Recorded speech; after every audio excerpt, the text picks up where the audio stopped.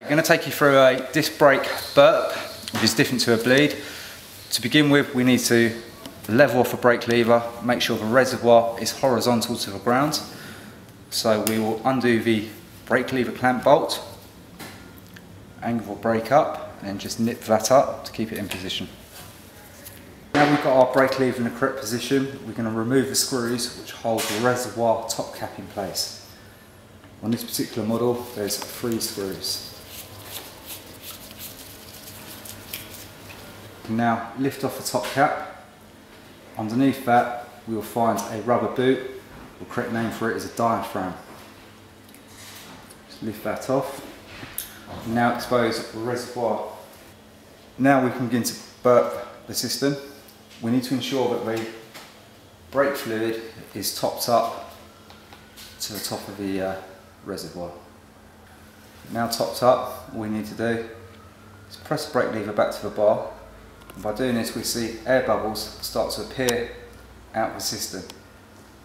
We want to encourage all the air to escape by priming the system. Continue, press the brake lever slowly back to the bar as the air bubbles come out. Generally we'll only need to do this for about 5 minutes at most. Okay, pretty much finished burping the system. We've got a nice firm bite on the brake lever now. There's no air coming out of the system. So the last thing we need to do is just make sure the fluid level, all level is topped up, right to the top, so there's no air gaps. Doesn't matter if some spills over, it ensures that there's going to be no air in the system when we close it back up.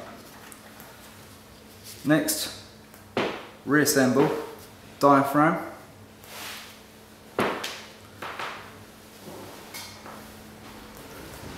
Then our top cap.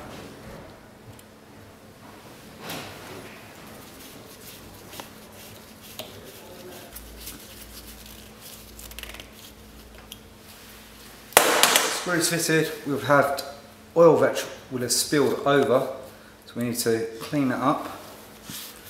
A good product to use would be disc brake cleaner, or isopropanol is a product which is highly recommended to remove disc brake fluid. Once we've got that closed up, cleaned up, we can reset the brake lever to its original position. Brake lever clamp bolt. And do that, reposition the brake lever back to its original position. Tighten it up. If you have carbon fibre bars, it's very important to use a torque wrench to ensure that you do not over tighten that clamp and damage the carbon fibre bars.